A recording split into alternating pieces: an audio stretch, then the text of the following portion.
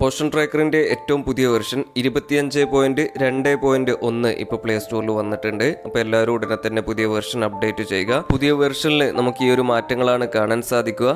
ഒന്ന്, ആധാർ ഇല്ലാതെ രജിസ്റ്റർ ചെയ്തിട്ടുള്ള ഗുണഭോക്താക്കളുടെ EKYC, FRS എന്നിവ ചെയ്യുന്നതിന് ഗുണഭോക്താവിൻ്റെ പ്രൊഫൈൽ കാർഡിൽ പുതിയ ഓപ്ഷൻ ഉൾപ്പെടുത്തിയിട്ടുണ്ട്. അതായത് തൊട്ടു മുമ്പത്തെ വെർഷനിൽ ആധാർ ഇല്ലാത്ത ഗുണഭോക്താക്കളെ ആധാർ നമ്പറിന് പകരം മറ്റു തിരിച്ചറിയൽ രേഖകൾ ഉപയോഗിച്ചുകൊണ്ട് ന്യൂ രജിസ്ട്രേഷൻ ചെയ്യുന്നതിനുള്ള പുതിയ ഓപ്ഷൻ ഉൾപ്പെടുത്തിയിരുന്നു. അതോടൊപ്പം തന്നെ ഇത്തരത്തിൽ മറ്റു തിരിച്ചറിയൽ രേഖകൾ ഉപയോഗിച്ച് രജിസ്റ്റർ ചെയ്തിട്ടുള്ള ഗുണഭോക്താക്കളുടെ EKYC, FRS എന്നിവ 3 മാസത്തിനുള്ളിൽ പൂർത്തീകരിക്കുന്നതിനുള്ള നിർദ്ദേശവും ലഭിച്ചിരുന്നു.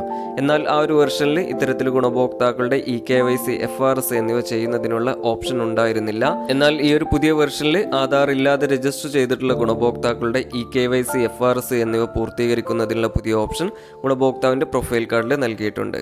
രണ്ടാമതായിട്ട് വന്നിട്ടുള്ള മാറ്റം ഗുണഭോക്താക്കളുടെ ഫേസ് റീക്യാപ്ചറിങ്ങുമായി ബന്ധപ്പെട്ടാണ്. അതായത് THR വിതരണവുമായി ബന്ധപ്പെട്ട് FRS പൂർത്തീകരിച്ചിട്ടുള്ള ഗുണഭോക്താക്കളുടെ ഫോട്ടോയിൽ എന്തെങ്കിലും അപാകതകളുണ്ട് എങ്കിൽ ആ ഒരു ഫോട്ടോ മാറ്റിയെടുക്കുന്നതിനായിട്ട് ഗുണഭോക്താവിൻ്റെ പേരിൽ തൊട്ട് പ്രൊഫൈൽ കാർഡ് ഓപ്പൺ ചെയ്ത് അതിൽ റീക്യാപ്ചർ ഫേസ് എന്ന ഓപ്ഷൻ ഉപയോഗിച്ച് നമ്മൾ ആ ഒരു ഫോട്ടോ സാധാരണ മാറ്റിയെടുക്കാറുണ്ട്. അപ്പോൾ ഇത്തരത്തിൽ ഗുണഭോക്താക്കളുടെ ഫേസ് റീക്യാപ്ചറിങ് സാധാരണ നമുക്ക് എത്ര തവണ വേണമെങ്കിലും എടുക്കാൻ സാധിക്കുമായിരുന്നു.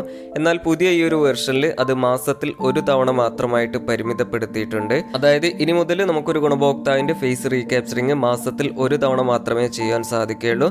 അത്തരത്തിൽ 1 തവണ ഫേസ് റീക്യാപ്ചറിങ് ചെയ്ത് കഴിഞ്ഞാൽ ആ ഒരു ഓപ്ഷൻ താൽക്കാലികമായിട്ട് ഡിസേബിൾ ആവുകയും പിന്നീട് നമുക്ക് ആ ഒരു മാസം ആ ഒരു ഗുണഭോക്താവിന്റെ ഫേസ് റീക്യാപ്ചർ ചെയ്യാൻ സാധിക്കാതെ വരികയും ചെയ്യും.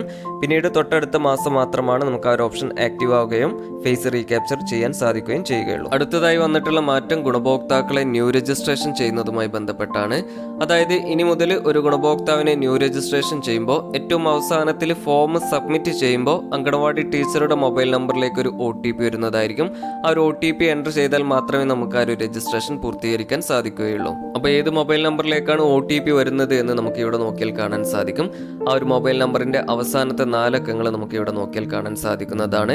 ഇത് നിങ്ങളുടെ പോഷൻ ട്രാക്കറിൽ രജിസ്റ്റർ ചെയ്തിട്ടുള്ള മൊബൈൽ നമ്പറാണ്. ഒരുപക്ഷെ ഇത് നിങ്ങളുടെ പേഴ്സണൽ നമ്പർ ആയിരിക്കും, അതല്ലെങ്കിൽ അങ്കണവാടി ക്യാഷ് ഫോണിന്റെ മൊബൈൽ നമ്പർ ആയിരിക്കും. ഇനി അഥവാ നിങ്ങളുടെ അങ്കണവാടി ക്യാഷ് ഫോൺ പ്രവർത്തനക്ഷമമല്ല എങ്കിൽ അതിൽ സിം താൽക്കാലികമായിട്ട് നിങ്ങളുടെ ഫോണിലേക്ക് മാറ്റിയിടാൻ പ്രത്യേകം ശ്രദ്ധിക്കേണ്ടതാണ്. എന്നാൽ മാത്രമേ ആ ഒരു OTP നിങ്ങളുടെ ഫോണിലേക്ക് കൃത്യമായിട്ട് ലഭിക്കുകയുള്ളൂ. അപ്പോൾ ഇത്രയും കാര്യങ്ങളാണ് പുതിയ അപ്ഡേഷനുമായി ബന്ധപ്പെട്ട് നിങ്ങളിലേക്ക് പങ്കുവയ്ക്കാനുള്ളത്. പുതിയ വെർഷൻ അപ്ഡേറ്റ് ചെയ്തതിനു ശേഷം എന്തെങ്കിലും സാങ്കേതിക പ്രശ്നങ്ങൾ നേരിടുകയാണെങ്കിൽ നിങ്ങൾ ആപ്പ് ഡാറ്റ ക്ലിയർ ചെയ്യാൻ പ്രത്യേകം ശ്രദ്ധിക്കേണ്ടതാണ്.